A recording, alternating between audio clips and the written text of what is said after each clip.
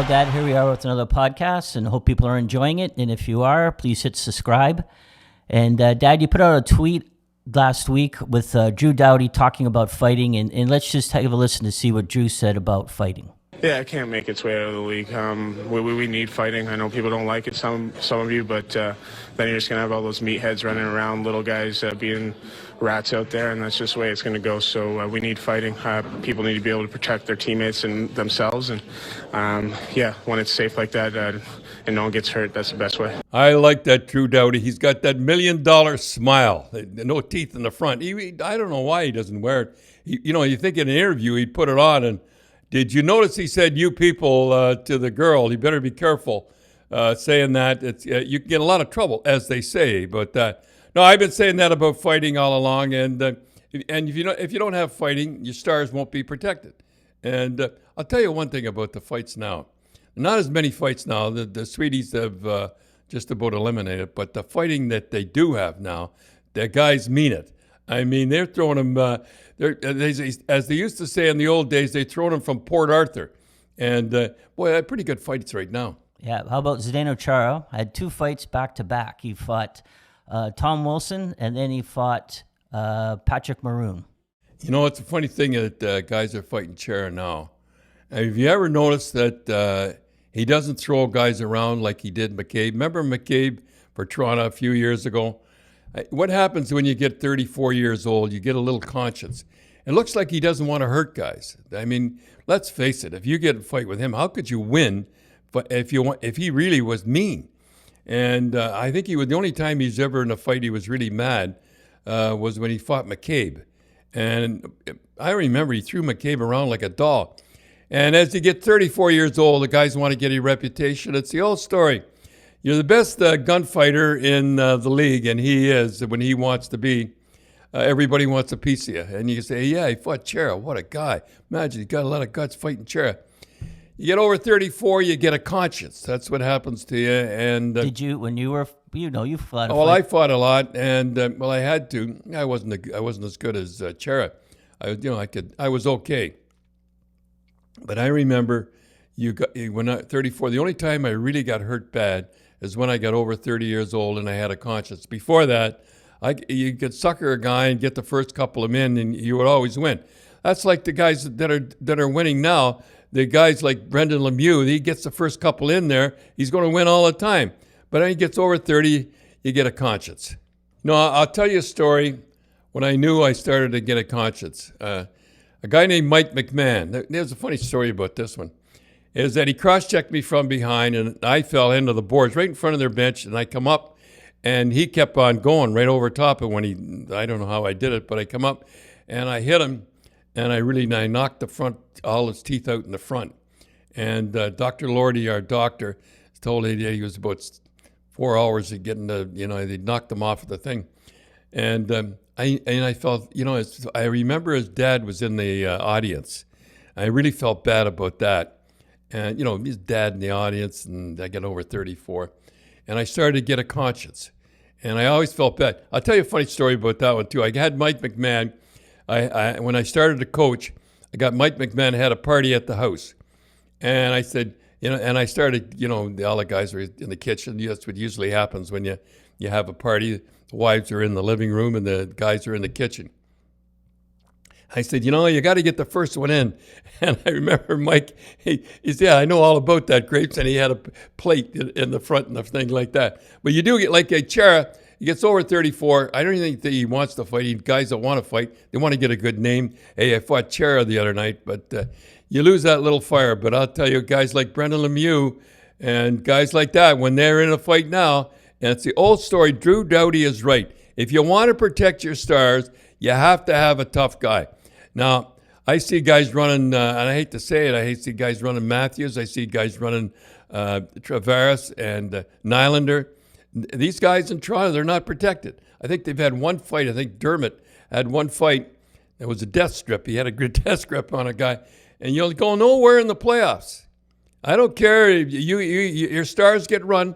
You go nowhere in the playoffs. All you have to do is look at St. Louis.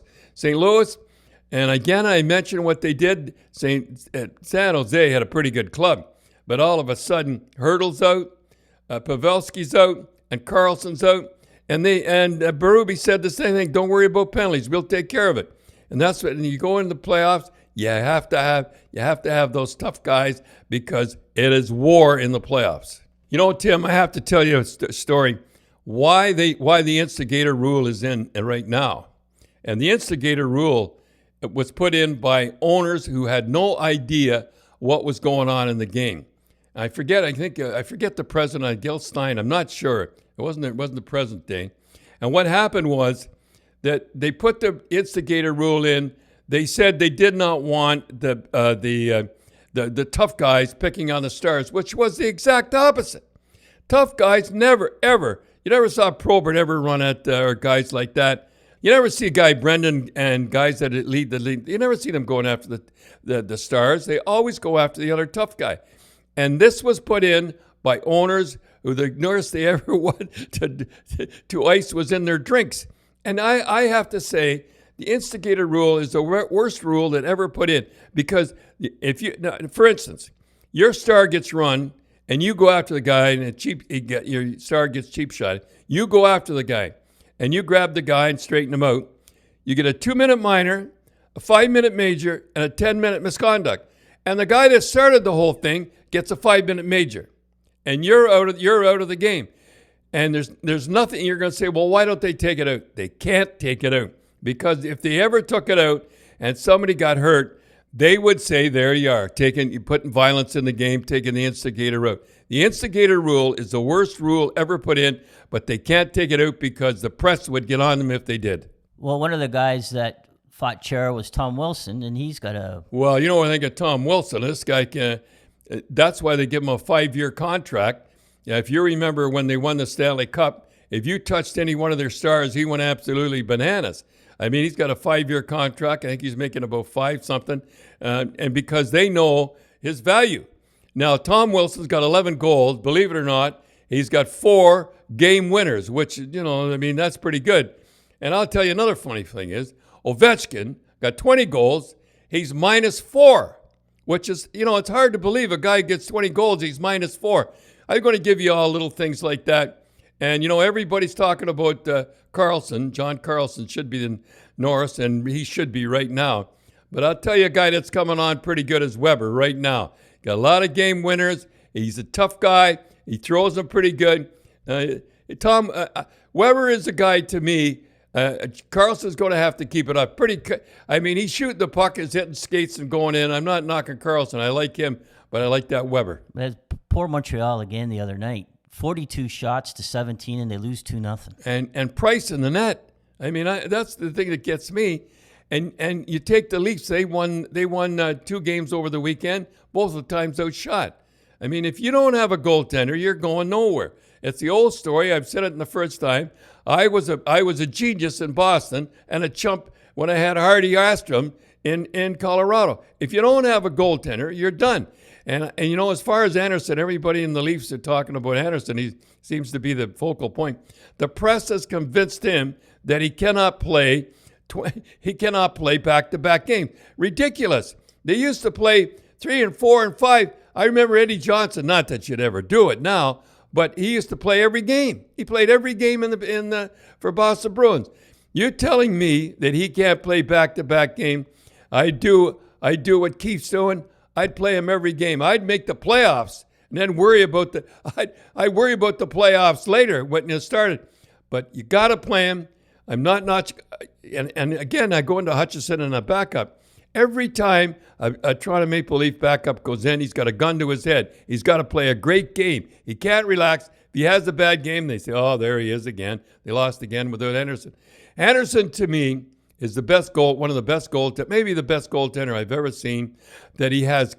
And you're going to say, well, it's only a couple of shots. He's outshot a couple of shots. He keeps, how would I say it? He keeps him in the game more than any goal. He gets a lot of cold turkey shots, guys. Cold turkey, walking in cold turkey. And when the goal scores on him, it looks like an accident when it goes in. That's the kind of guy, goaltender. Boy, they must have a lot of confidence when they go into a game. It's a funny thing, Tim. I was looking at the record the other day, and I remember Harry sitting in the office one time. I never kept stats like this. And I remember sitting across the desk, and he said, we scored 300 goals again. How do we do it? I said, I don't know. And we did. I think it was 5 years in a row we scored over 300 goals. And I was looking in the stats of that and having fun. The last 10 years, only 2 teams have scored over 300 goals. And I'm not going into that again. I know a lot of people I talk about it. I'm so proud that we had 11 guys score over 20 or more goals. Think about that. Every line you put on was a goal scorer, and I think our leading goal scorer was 43. And another thing I was looking at, we never won one trophy the whole time we were there. The whole time was there only Jack Adams, I hate to say it, Coach of the Year. And another thing that we didn't have anybody in the top 10 in the scoring. That's what you call a team, and that's how you win. And when you get into the playoffs, we made the finals or semifinals every year because any line you put on could score goals. And when I look at Edmonton, they got 2 guys. Over the weekend, they didn't perform against the Leafs. They were -2, I think, to both of them. And when they don't perform, you don't win. And you can't win in the playoffs. All you have to do is put a checking line out there or a line against them to hold them off, and you're dead. You have to have a team concept. You never really matched lines. Only Marcotte on Lafleur. That was it. I never matched lines, and I'll tell you why.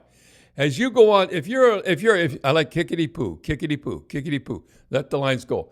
If you say to a line as they go, oh, hold it, just as they're going, you get another line puts out there. You're telling that line it's not good enough to check.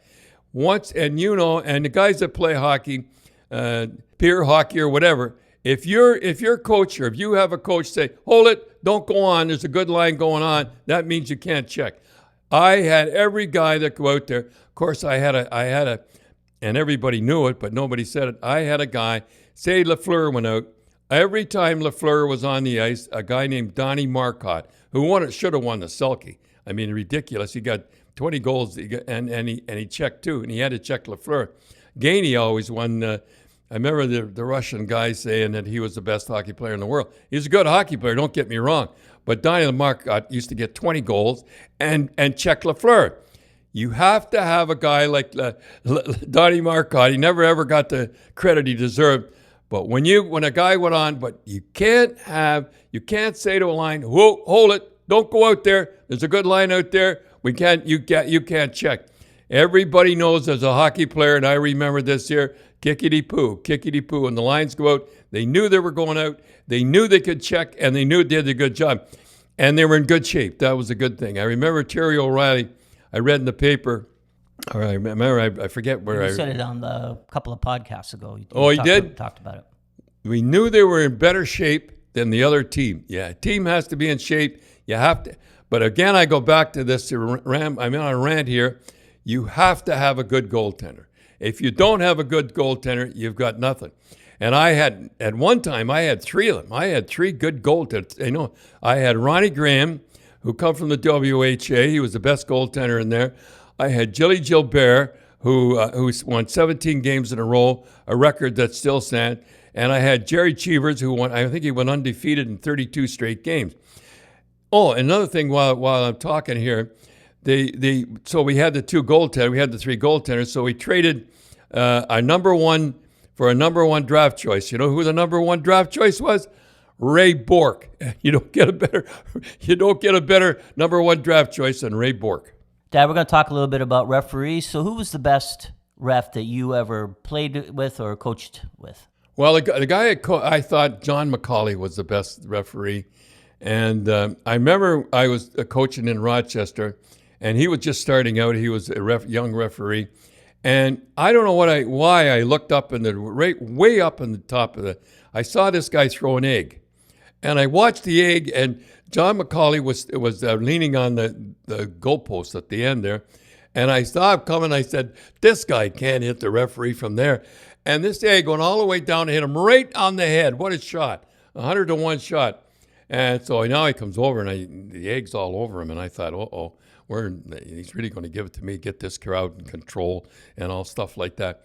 And he come over, and he just handed him a towel, and he said, nice shot, eh? I knew he was a good guy. And then, he was a great referee. He always could control the game. And I remember Gary Doak really got zinged and broke his cheekbone and everything in Detroit. And Ron Hextall hit him. yeah, Hextall hit him. Yeah, he turned back. He deserved it.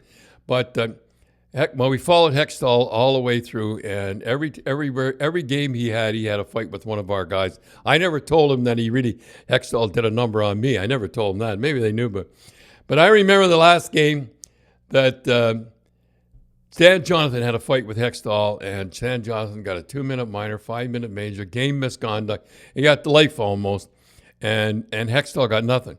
So I hollered at Macaulay, "What happens here? You win a fight, you get the life." He said, "Well, that never happened to you, did it, Cherry?" So anyhow, he was a great guy.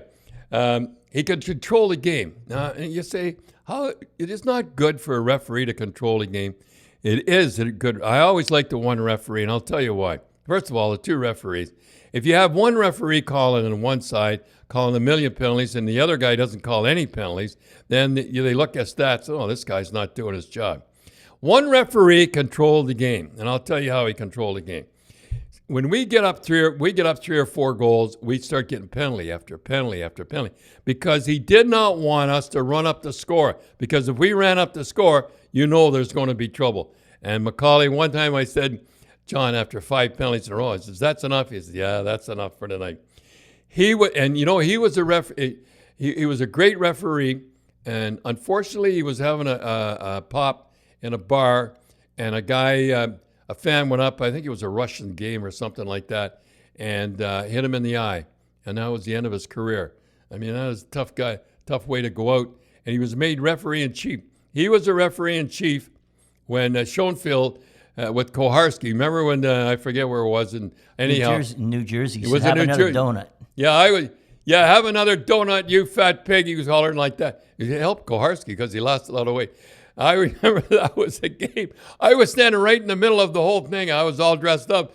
And I remember the guy who was in charge come up and he said, "Are you the singers?" Boy, anyhow, and McLean got a big kick out of that one. I was all dressed up. But I remember Macaulay ran the game. They had two Well, the referees got mad and they went on strike. They went on strike and they wouldn't go back in, and because what they did to Koharski, and they wouldn't go back on the ice, and they got two amateur referees, and he ran the game. Macaulay actually ran the game from the penalty box, telling them what to do. That's the kind of guy he was.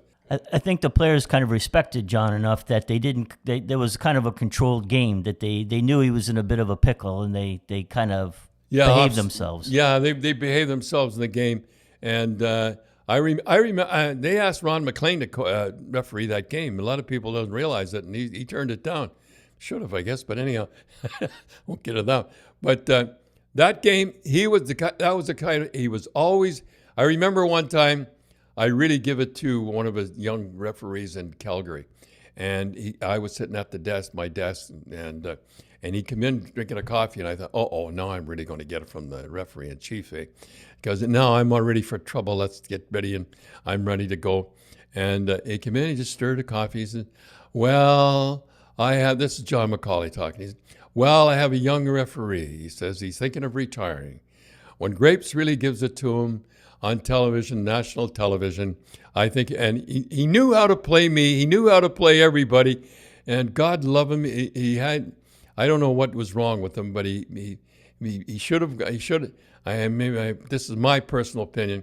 He had an operation. He should have went to Toronto, and he died young. He was great at lacrosse. He loved lacrosse, and what is it, Victoria Salmon Bellies or something. And he loved lacrosse. He thought lacrosse was a better sport, and he's the best referee I ever saw. And anytime we had trouble, we always had trouble in Philadelphia. It was him and Wally Harris, I think. They always had two referees. I think it was Wally Harris. It used to be because they knew there was going to be trouble, and he knew how to control a game. He was a great guy, the best referee I ever saw. One of the refs you seemed to have a lot of trouble with, Dad, was Ron Wicks. Yeah, Ron Wicks I don't know whatever happened, but he did not like me. He did not like the Boston Bruins. I remember one time we were coming off on the island, and Harry, I never forgot this, that Harry was leaning on a big garbage pail, and all he said was, "Nice game, Wicksy," and he said, 2-minute minor. says, wait a minute. And I'm going behind him. I'm walking behind. Wait a minute. You can't give us a 2-minute minor. I went in the dressing room and I said, look, we got a penalty. We got to kill this penalty. I didn't tell him who scored it. But I remember I got in deep trouble with Wicks in Pittsburgh. And in Pittsburgh, you had to cross the ice to get to the dressing room. And I remember he called a penalty and everything. And he was over at the referee's, he was over at the penalty box and giving the, at the end of the, and I started to run at, and I couldn't stop. And I couldn't stop sliding. Bang, and I went right into him and knocked him. I was in deep trouble again. And he reported to the National Hockey League. And I got a call from Diane again, and she made you wait, and I knew I was in trouble. And he said, and Mr. Campbell used to come on, the president of the league. Explain yourself, please. And he used to say please all the time. Explain yourself, your actions in Pittsburgh. And I went on. He said, that's the most feeble. And Harry said, and he was less, that's the most feeble excuse I've ever heard in my life. I got to say something about Mr. Campbell. And you notice I say Mr. Campbell, that everybody called him Mr. Campbell. I guess he was in Nuremberg trials and the whole deal. He was a lawyer. And I remember a long, long time ago, and I think it was a good idea, they stopped it now. You used to have the president of the league, and they had about 60 guys around a big round table. They had the general managers and the floor, and the coaches were all around the outside. I said it was about 120 people there, and I think it was a great idea because the president could express his feelings to, and the guys around the outside never said anything, but the general managers, the assistant general managers, the 60 guys around the inner table used to do all the talking. So he was getting old by then, and he had to go to the washroom. So he said, 10 minutes. So he got up, and he wasn't walking too good, and he walked, and we're all sitting there quiet. Nobody said a word but Mr. Campbell. He was really respected. And he came to me, and he stopped. I was happy. I said, he's really going to give it to me. And he turned to me, and the only guy, and it was quite an honor. He turned to me. This young man, here I am getting in trouble. He says, are you keeping out of trouble? And I said, yes, Mr. Campbell. He says, good, keep it up. And he shook my hand and kept on walking. Yeah. And when he walked out of the room, everybody looked at me. And I couldn't believe it. And I always remembered Mr. Campbell shaking my hands like that. And he was, I always remembered that. I remember Mom and I were sitting at Boston Garden, and Mom looked about 3 rows behind us, and Mr. Campbell was sitting there. And I looked up, and Mom goes, there's Mr. Campbell. And I looked up, and she sees the president of the league. So Mom said, well, go up and say hello. So I said, no, I did much. No, go up and say hello. So Mom made me go up between periods, and he's sitting there, and I go, hello, Mr. Campbell. I'm Tim Cherry, and he didn't make the connection. And he goes, he says, hello, young man. And he goes, I go, my dad's Don Cherry. And he just kind of shook his head. And then I said, my dad wanted to know if you got the check he sent you for the fine. And he started to laugh. He says, yes, you could tell him I got it. Thank you very much. He was quite a man.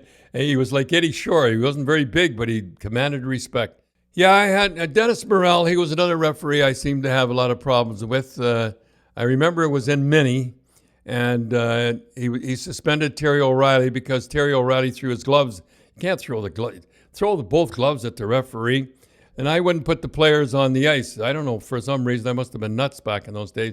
And he says, I'm forfeiting the game unless you put your players on the ice. I says, well, forfeit the game. What do I care? We're losing 5-1. And I finally put them on. But I remember I used to always have trouble with Dennis Morrell. I remember one time in St. Louis we were playing, and Brian Lewis was giving us 3 or 4 penalties in a row or something like that. And there was a big scrum on the ice. And I reached back like a fool, and I grabbed this water bottle, and it was a big water bottle, and the guys had taken the top off. And I threw it, and I thought, what have I done? If it ever hit a player on the ice, or if it ever hit a player on the head, it would have broke his neck. And it bounced and hit him on the leg. So I know, you can't do that. So I let on I was talking to a player, and I come over and he looked over at me, and I thought I was safe. And I look around, and all the St. Louis fans were pointing right at me like that. Oh, I tell you, it was really something. And I think the funniest one that ever happened with the referee was Dave Newell, and I was giving it to him. I used to be able to walk along the boards. They used to be colorful like that. Remember, you and I went to used to go to the Yankee game. We just see Billy Martin, and anyhow, I used to. It was pretty colorful and all that. And the referees would let you away with a little bit of it. And I remember I was giving it to Dave Newell, and all of a sudden he called timeout, timeout, and he come over, and I thought, oh yeah, you're going to give me trouble, eh? So I got down in front of the bench, and I'm ready for trouble. He come over, and he poked me in the chest, and he said, "That's the sharpest suit you've ever worn." And on television, I said, "There's Dave Newell setting Don Cherry straight," and the players were killing themselves. The only time I was ever speechless. But you know, when I played, the sharpest guy who really controlled the game was Red Storey. And I remember when I was just a rookie, I was playing, and he come up behind. This is how they used to do it. They used to control the game. Do that again, number 2. And he never mentioned your name. He just mentioned it. Do that again, number 2, and you'll get a high sticking penalty. And they controlled the game. You never did anything against Red Storey. And I think he had a game I think it was in Chicago, and I remember he was on the Grapevine. He tells a great story. This is hard to believe, folks, but listen to this. 8 years of there, 2,000 games you did. You're a Hall of Famer.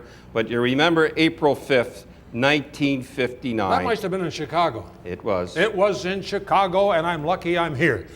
Tell us about that game. Well, the thing is, you got to realize Chicago had been in the bottom of the league for years, and Montreal had been to the top of the league for years.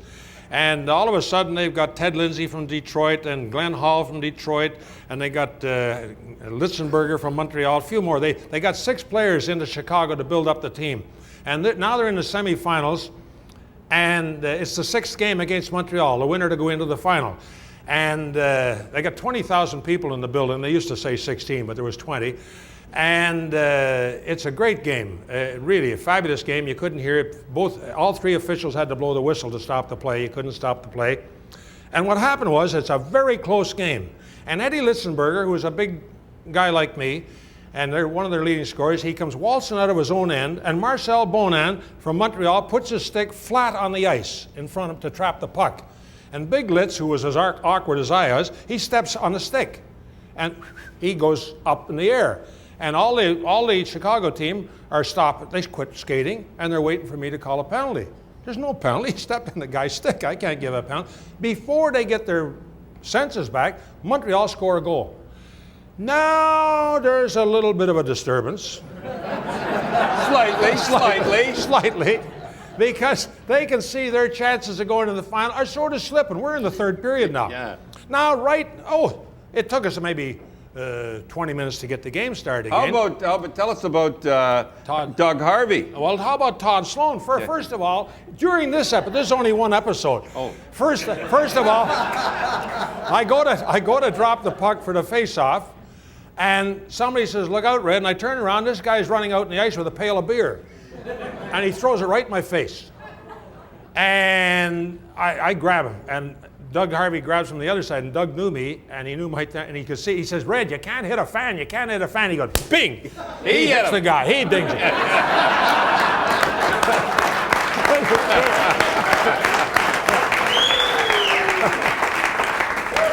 And he knows I'm still going to hit him. So he says, "Red, don't hit a fan. Don't hit a fan." Bing! He hits him again. And the guy's staggering off the ice, you know. And now Doug's the only guy on the ice with me. Everybody was hiding either in the nets, beside the board where the glass. No, they threw everything, chairs, bottles, everything. And I got to center ice. I figured any guy's going to hit me, he's going to have a good arm. And but Doug stayed with me. And all of a sudden he says, "Look out, Red." A guy jumped the screen from the other side. It was a screen in those days. And he jumped me in the back. And I saw his shadow, and I ducked, and I flipped him in the air. And as he's in the air, Doug cut him for 18 stitches. I tell you, imagine did that now. I bet a guy never come on the ice again. Nobody came on the ice. After that. Now the game is over. This is funny. The game is over. You remember Danny Lewicki? Sure do. Danny Lewicki was a good friend of mine. They were all good friends of mine. Believe it or not, the only friends that a referee has in the world is the guys he's controlling on the ice. If you're fair with them, they're on your side. Anyway, the game is over, and Danny comes to me and he says, Red, here's my stick. You're going to need it now more than I do. And this true story. You come out at the end of the rink, and you go down those stairs, tough stairs. And there's a row of seats right there. And these were 6 hoodlums right there. And I got news for you. I opened up the whole 6 of them with a stick. I just cleaned house. Because if I don't go down those stairs if I don't clean them out first. Boy, hockey was great back in those days. Well, Tim, we can't top that one. And Red Storey, he was one of Canada's greatest athletes. We've got to do some more stories on Red Storey. Well, I guess we don't have time to talk about Rock'em Sock'em, how it got started and why it ended and the whole deal. We'll do that next week.